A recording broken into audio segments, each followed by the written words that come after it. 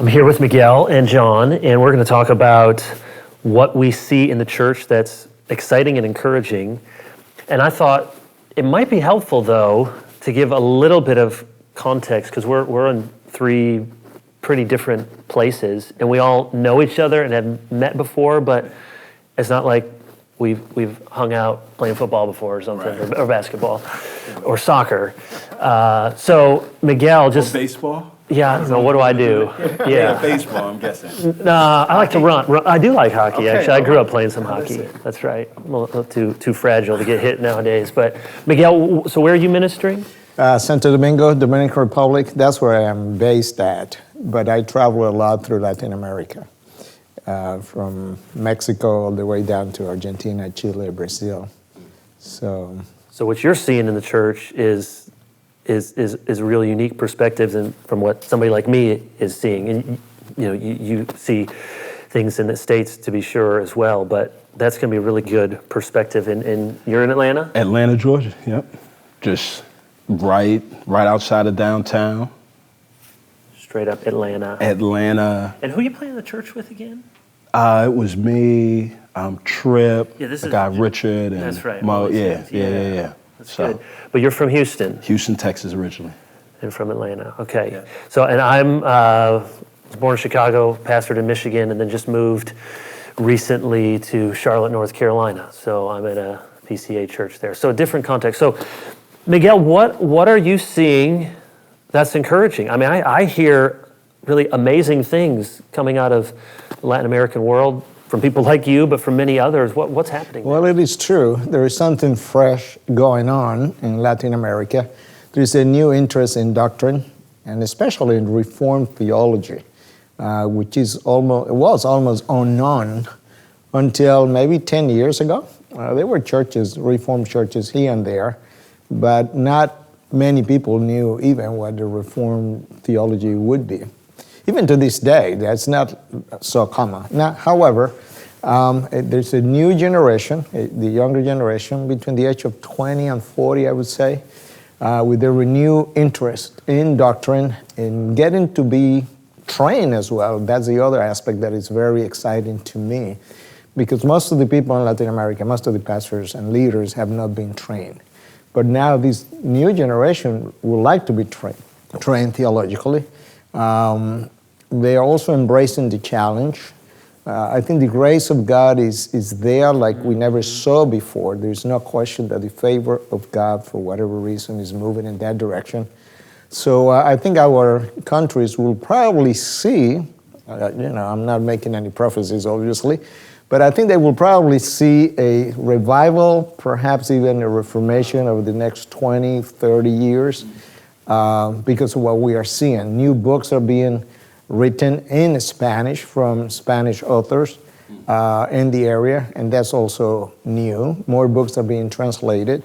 There are new institutions training people, or agreements with institutions as well in the U.S. trying to do the same thing. So now, I've heard people say that the Reformation never went to the Spanish-speaking world. I mean, there were parts, obviously, France and Poland and the British Isles and almost everywhere else around Western Europe. But I mean, what happened and what's happening now? I've always found that a really fascinating observation. It bypassed Latin America totally because of the control that the Catholic Church exercised over the years. Latin America was colonized by Spain and Portugal. Basically, both countries had been traditionally Catholic. And the Inquisition functioned there until 1820. That was the other day.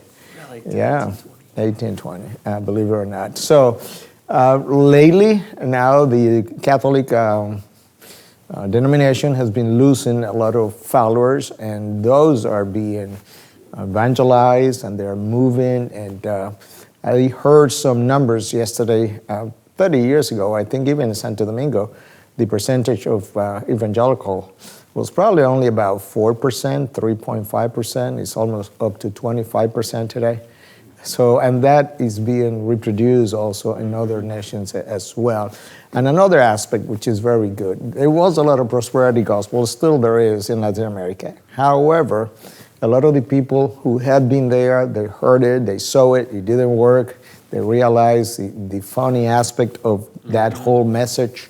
And a lot of people are leaving those churches hungry and looking for a place to be a shepherd and to learn and to be taught. We have seen a number of them in our own churches, and it's just amazing. There's something really fresh going on that is very exciting to all of us. So, that's great. Weren't you doing something like 95 new theses that you were putting out there? What was that? How did that? How do people respond to those? Well, very well, as a matter of fact. We did it a little bit different than Luther, obviously. Number one, we did it for the evangelical church, not for the Catholic Church. Number two, we did it for Latin America. Number three, we did it initially as videos. So a 3-minute video for one thesis at a time. And then we put out one a week for 95 weeks, culminated on October 31st of last year. So it was kind of planned 95 weeks ahead. And That's a lot of planning. Yeah, and then we published the book as well. So now there is a book with the 95 theses. Some of those theses were seen by over 100,000 people that I'm aware of. And then there were churches just like ours that we put out one thesis a week during the worship service during the time. So there were many churches, even in Cuba, doing that. So on Sunday morning, this was the new thesis that would come out every week for 95 weeks in a row. So that is having an effect as well. So we're very Is there a way to see those in English? We have thought about it. Pray. We'll see where. Let's see, but that might be a good idea because I think. I know. I bet it'd be really applicable. Because obviously, a lot of the problems we see there, you see it here as well in different places. You probably got them from us, too many of them. Well, there are numbers of them that we did. Although, we have our own problems. Yeah, you can come up with your own. Because, we have an animistic worldview as a background versus modernity. So that produces a whole new set of problems. Sure. But, it was it's really encouraging. John, what are you seeing? Are you seeing the same kind of hunger for the word and good doctrine? But from a 1 Timothy 1:5, the goal of our instruction is love. And so what I love is just the renewed emphasis on gospel ethics, right? So regardless of, depending on the background that you come from, folks may say, it's the implications of the gospel or the evidences or the fruit. Right. It is a group of folks who are driven to not just believe the gospel, but to behave it in their context, in their neighborhoods. And so what I've found, I've been encouraged by that because I feel like you can only do that by yourself so long before you find yourself as an individual woefully insufficient to fulfill that task. And it's driven people back to the church in a sense where the emphasis on the gospel ethics reminds us that the church was meant to be like local and tangible and here, and that people in our context that are outside of the church are supposed to be able to look at and to touch and to taste the gospel. And so I think just the tangibility of the gospel in the local church. And I love local church because it wasn't that long ago that some prominent names were writing books about be a revolutionary, get out of the local church, you just kind of, go and find your friends and have your own thing. Yeah. And now I find, millennials, for all of the issues they might have, they love the idea of community, local church. Absolutely. Yeah, we want to really live life together. And what you said, we want this big God theology, as a lot of people call it, and we want to see, okay, but it has to show us how it has to transform us, and then what does it do then as we're salt and light into our communities? And I get so encouraged when I hear people that, we might look up to, like, I know Don Carson has said before, he feels like he has the best generation of seminary students he's ever had. Even I heard John MacArthur at R.C. Sproul's memorial service talk about how thrilled, how excited he is. He feels like it's the greatest time to be alive to see the spread of the gospel. And when some of the elder statesmen sort of give those remarks, it gives me pause to say, yeah, we are in the midst of something unique, not at all any of our doing, but just what the Lord is doing in a lot of different contexts. Yeah. I wonder how. Yeah, go ahead. Oh, no, I was going to ask her about you. Was that it, or is there stuff now in your world? I mean, I know you made a transition not too long ago, and so what have you seen that makes thanks for asking, John. So I was in Michigan right by Michigan State University, and so that was a certain context with college students and seeing a hunger for meaty stuff. Yeah. I mean, it's sort of, okay, you're either going to go big or go home. Right. Give us the real stuff, tell it to us. We want something countercultural. Yeah. We may not even like what you have to say, but just tell us. Yeah. So now going to Charlotte. I mean, Charlotte is a different city than Atlanta or Birmingham or Jackson, Mississippi. Right. But I think, you do get some of that sense, I'm sure you see it, somewhat of a little bit more of the cultural Christianity, a little bit more of having to, just preaching through John and talking about Nicodemus, and some of you not born again. Right. And you like Jesus, and Nicodemus liked Jesus, but you're not born again. But the encouraging thing, I think, is people, they want to hear that. They want to know what the truth is, and they want preaching straight up, unvarnished. I've never had to apologize for that. Even if people don't like it, I feel like they're so hungry. Maybe it's because there's so much, everything seems to be spin. Everything seems to be, you can't really trust what this politician's saying, or you can't really trust this on social media. And is there somebody who will be honest? Absolutely. I don't know, what do you see? I mean, our church is, very much a suburban church. Yeah. 98% white, probably. You guys are in different contexts in Matthews, North Carolina. Are there different things that, people from my vantage point aren't seeing? Different things that encourage you that maybe some of us might not think of, realize?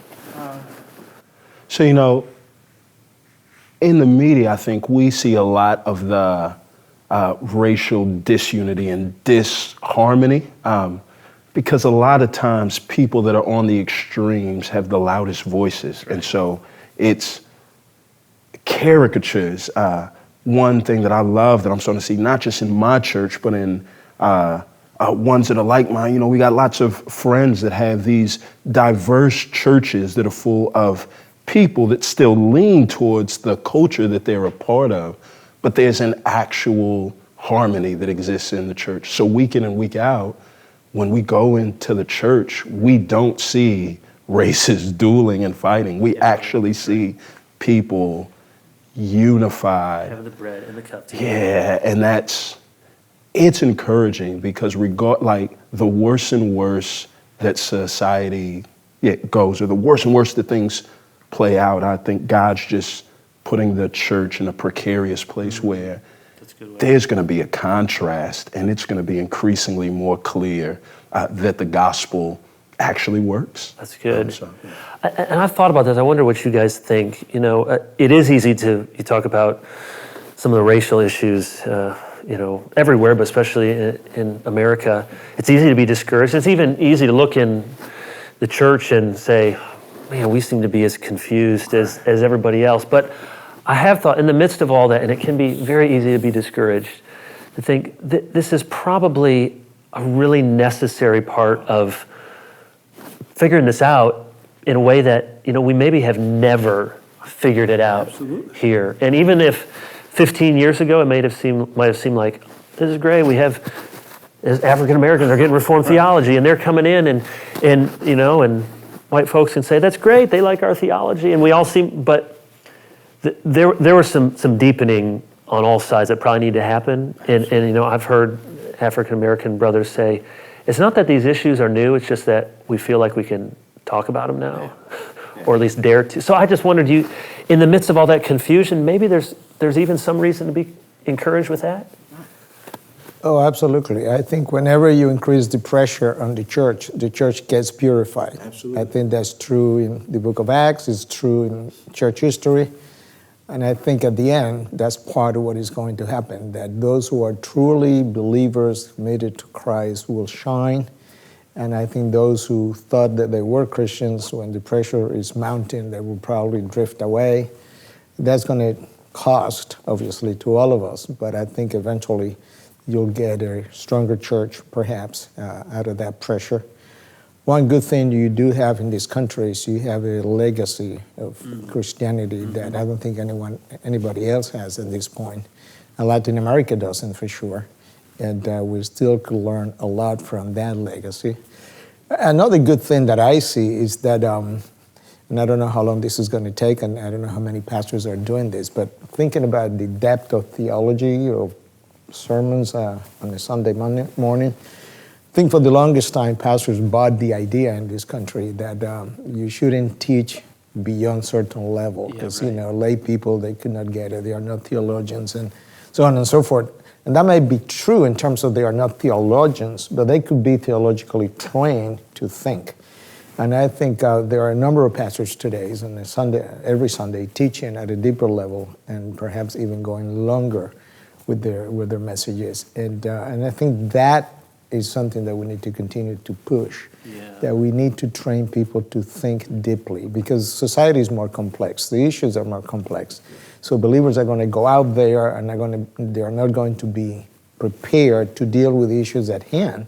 So who's going to train them if they're not going to a seminary level? Well, it's the pulpit. I think that's what needs to happen. So I'm encouraged by those of you who are training at a deeper level from the pulpit. I think that is the steering wheel of the church and eventually even society. We are the buttress of truth and given by God that responsibility. So if we don't have it, if we don't show it, if we don't preach it, we don't live it, no one is going to do it because the responsibility is ours. Yeah, that's right.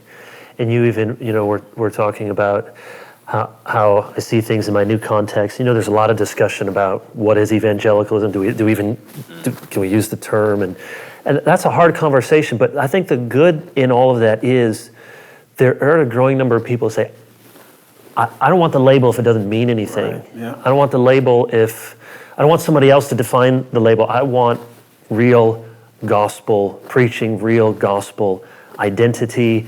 And there's so many issues to press through to get to the other side, but I do see that hunger, and it's not manufactured. It's not just making up. It really is in a lot of different places all over the country, all over the world. And I just am encouraged by what you guys are doing, encouraged by what the Spirit of God seems to be doing in so many places, and may it continue.